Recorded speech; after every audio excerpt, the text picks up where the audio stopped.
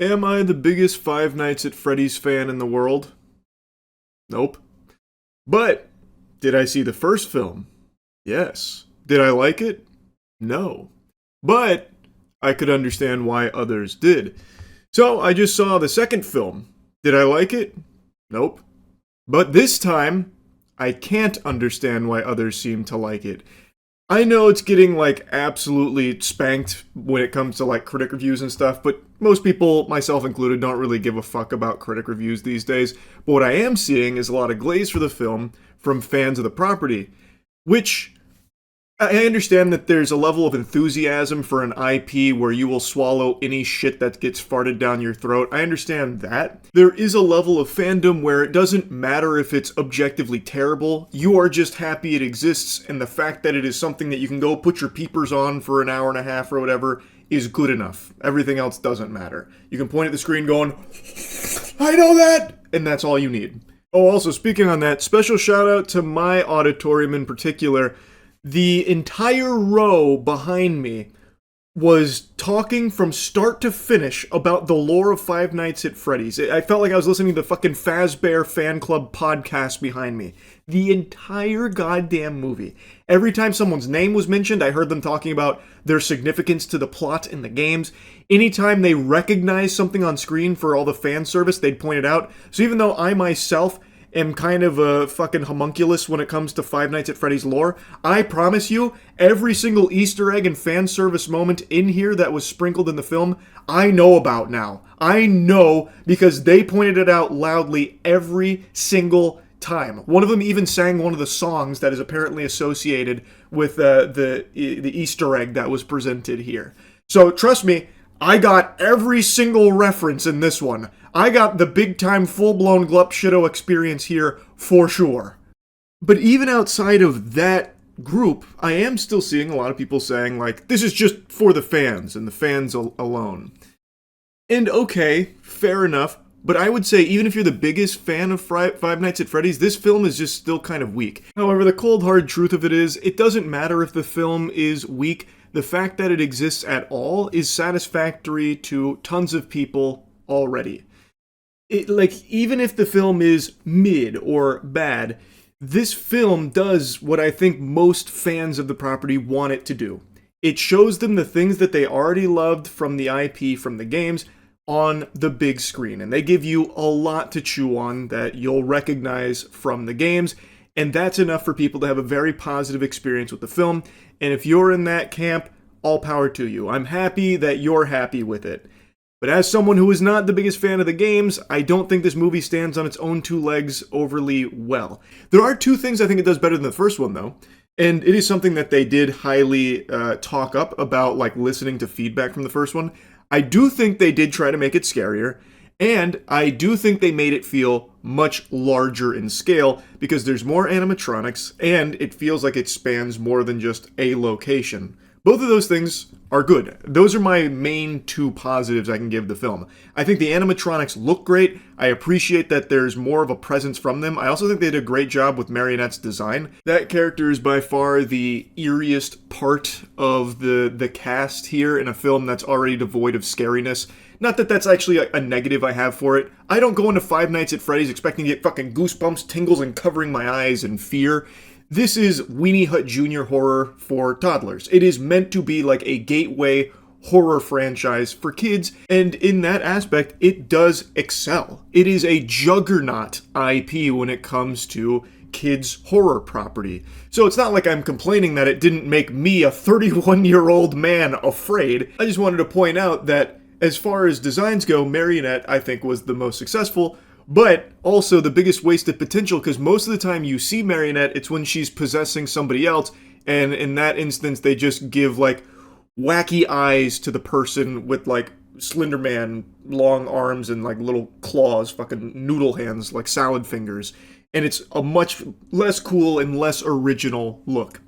But anyway, like I said, another thing I liked is that it does feel much larger than the first one. I love the new Five Nights at Freddy's location. I think it's a very cool set. And I also think they knocked it out of the park when it came to William Afton's pieces. Even though there's only 2 sections, I'm pretty sure, with him in there, they are the highlights of the entire film. They are done really well. The opening sequence, the flashback to Marionette and Charlotte, we're going to be getting into spoilers, spoiler warning, spoiler warning. That sequence where she's trying to save that child that William has kidnapped back there and then he is chasing her, I think they did an extremely good job with. The dream sequence with Vanessa confronting her father, William Afton, I also thought was extremely well done. I would have liked to see more of that, because those 2 scenes are the only scenes in the movie that bother with building tension or suspense. The rest of the film, even though, like I said, I understand this is meant as like horror for kids, the rest of the film is literally just jump scares with no attempt at building up to them. So it's just like random loud noise. Here's fucking Chica grabbing a guy through the glass door here. Pff, big loud explosion noise. Breaking glass over here. And when you just have that as your main like scare moment, it just feels a little flat because there was no suspense building up to it at all. But like I said, I do think this one is scarier than the first one. It does seem like they tried to put more of an emphasis on this kind of thing happening, which I appreciate. Like, I do think it's going in a good direction there for the third one, I suppose. But now, like I said, one of the compliments I gave about, like, I love that it feels larger, love the new location. Well, I actually do have, like, a little hemorrhoid that I want to slap onto that butt there for a second, because I do like that, and they set up something that I thought was going to be very cool with, you know, Fazbear Fest, fucking Faz Fest, where, like, they're celebrating Freddy Fazbear and all of this shit, and they talk about it a lot. There's flyers, there's hype around the town, and then the movie is gradually building to a big final showdown. You are led to believe it's going to be at this festival, and it's going to be a fucking bloodbath. But it's not. The final battle just happens in one room of a house. So, like, why even bother setting up the Fazbear Festival? It played absolutely no role in the plot at all, and from what I've read online, the third film, the conclusion here to this trilogy, also doesn't take place at the Faz Festival, so what the fuck was even the point in putting this here in the first place? It did nothing. Absolutely nothing. And it would have been a great final showdown space for this, too. It just feels like a real missed opportunity, and maybe it's what they wanted to do initially but couldn't because of budget or something, perhaps. I don't know. But it just felt really lackluster watching the final battle happen in a room, whereas it could have easily have happened at the festival. In fact, while they were talking right before that final battle, the festival was mentioned. I was like, okay, we're about to fucking take this shit outside, aren't we? We don't. Anyway, though, I want to get more into the meat and potatoes of things. When I mentioned that flashback, the intro, I think that was like probably the strongest part of the film, but it also sets up the main villain's motivation, Charlotte. She is at the OG Five Nights at Freddy's, the genesis of this evil, and she sees that kid get kidnapped, and she tries to tell some of the parents there about it, and they all brush her off. And it's really weird. So, like, she goes up to this guy, and she's like, help, help, this child just got kidnapped. And he's like, go tell your parents! Get the fuck away from me! What are you... A kid getting kidnapped? That's impossible! You're out of your goddamn... Where are your parents? Go talk to them, don't talk to me. And so he, like, yells at her, and then she's like, oh, geez, okay. So she goes up to some other parents, some ladies, and like, excuse me, grown-ups are talking. Scram, shoo, kidnapping? As if, kidnapping, never even heard of that. What does that even mean? You're making things up, you're crazy, get out of here, shoo. It's like, okay, really weird. That's extremely weird. And I get that we needed this as motivation for this character, so when she does die because of William Afton stabbing her, it's fuel for her rage, where she hates parents because she believes they are responsible for her death. And she's right to assume that, because if these parents had just listened to her warning them about the kidnapping she just witnessed taking place, she would probably still be alive, and William Afton may have been stopped in the very beginning. What I don't get, though, is in what universe would any parents react like that to hearing that a child just got kidnapped? That blew my mind. When that was happening in that scene, I was like, what the fuck? Why would they be looking at her like she just fell out of a spaceship or something for bringing up a very legitimate concern that she could have just witnessed? Why are we just ignoring that? And then she ends up getting murdered, which ends up getting covered up. Like, surely the parents would have connected dots like, oh, that girl that was telling us about the kidnapping, she's been murdered. Maybe something was fishy going on there. Nah. Surely it was her fault. Just no foul play. I don't know. I think the villain motivation here makes a lot of sense. You know, she died, and in her last moments, She only had one emotion left, rage at the parents that let this tragedy happen. But I feel like they knew what they wanted the motivation to be. It's a strong motivation, but they couldn't get, like, a real logical way of having that come across other than just having, like, these outrageously aggressive, combative parents that would somehow, like, ignore a kidnapping alarm. So that was just a little weird to me. Not the biggest complaint in the world, but just something I wanted to mention. But piggybacking off of this point, I have to make a mention of what actually is a big complaint of mine: how awful the script is. Holy cannoli. Now, I know far be it from me to sin by criticizing Five Nights at Freddy's writing here, being someone that has only played a handful of the games. I haven't done the extensive homework and research required to comprehend the universe. But this film, it unapologetically makes the assumption that everyone seeing it knows every single tidbit of lore before watching this. Which I actually don't fault it for at all. That's not a big negative to me. I would much rather a film cater to the built-in audience. It's the whole point in adapting something. I would much prefer if this was the standard than something like the Halo TV series where it abandons the fan base. I would much rather it appeal to the hardcore fans. So I appreciate that, even though I'm not in that target demographic. So there were things that I had questions about, like didn't fully understand because it seemingly comes out of nowhere. But I learned, thanks to the group chit-chatting behind me, and basically just reciting Wikipedia pages anytime something happened. They were kind of filling in the blanks on things that were confusing to me. I believe that a lot of, like, the randomness that gets thrown into this film, all cattywampus, actually makes sense if you played the games. Like, it has lore significance to the games more so than it does for the movie. So even though it feels out of place and doesn't make sense in the context of the film, if you played the games, it helps you understand that. So I imagine people like me that haven't played a ton of the games and don't fully understand the world will be equally as confused by certain things that just happen to randomly spring up here. But that's not like the biggest deal in the world to me. I think that's okay, and you can excuse that because, again, it does seem like the main audience here is supposed to be Five Nights at Freddy's fans, laser focused on that. But outside of that, the dialogue between characters is trash. Like much worse than the first one.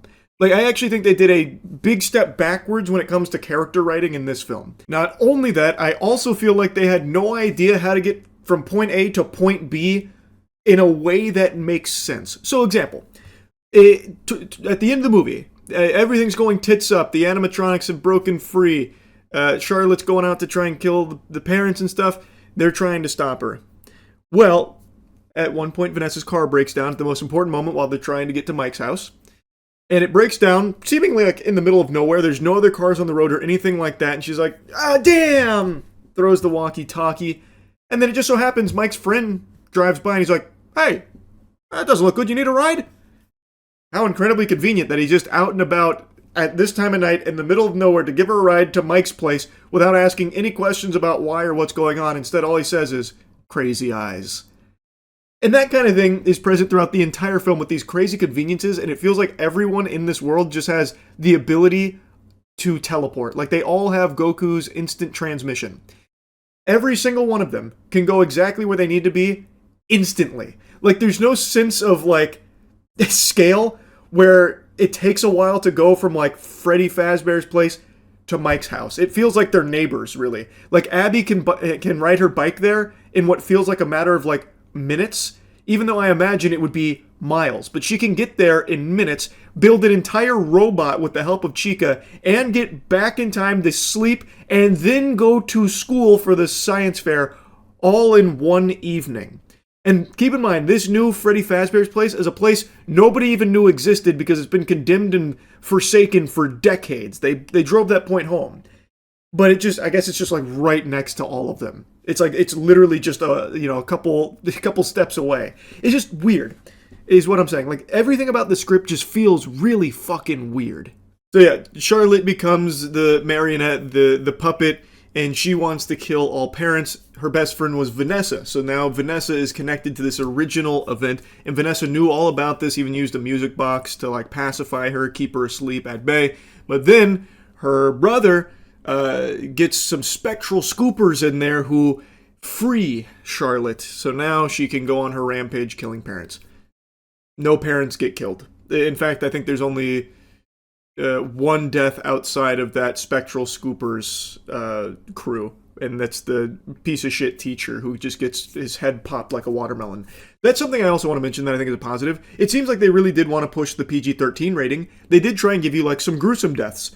I appreciated that they tried to go pretty hard there. I think that was a nice surprise. So anyway, back to the narrative. It is now up to Mike and Vanessa to team up to try and stop this from happening, because now Abby gets mixed up in it since Charlotte can control the other animatronics. She lures Abby into a trap, believing that it's her friends coming back, that kind of thing. It's clearly not, and thus they have to save Abby and stop Charlotte. I think the dynamic between Mike and Vanessa here is fucking terrible. Mike is basically just like, I hate you, Vanessa. You didn't tell me about this. I can never trust you again, and I won't even hear you out on anything ever again. I refuse to believe in you ever. I spit on you. Stay away from us. Like, I understand feeling like a bit betrayed and being like a little hesitant to trust her because she kept such a big thing from him. But I would also argue that she went above and beyond and did more than he did to protect his sister. Like I feel like Mike had the least amount to do here. It was mainly Vanessa. Mike was basically just playing the fucking Five Nights at Freddy's game, which I actually thought was a series of decent scenes where he's like at the security booth and he's got to wear the mask. That was kind of cute. Like, I don't have any big complaints there, but it truly felt like it was Vanessa's story and Mike was taking a backseat in it now, and yet he still has the gall to be like, fuck you, Vanessa. And then the film ends on like a cliffhanger, setting up for number 3. And I think that is why I'm so surprised so many people are like still really glazing this, because this film really feels like it is solely here to set up for the finale. So little actually gets solved or anything in that regard in this film. It is all just putting the pieces on the board for the finale. So it doesn't feel like it ever even reaches any kind of like third act or a climax or anything. It just goes until it abruptly stops, until it stops going, getting you ready for the third movie.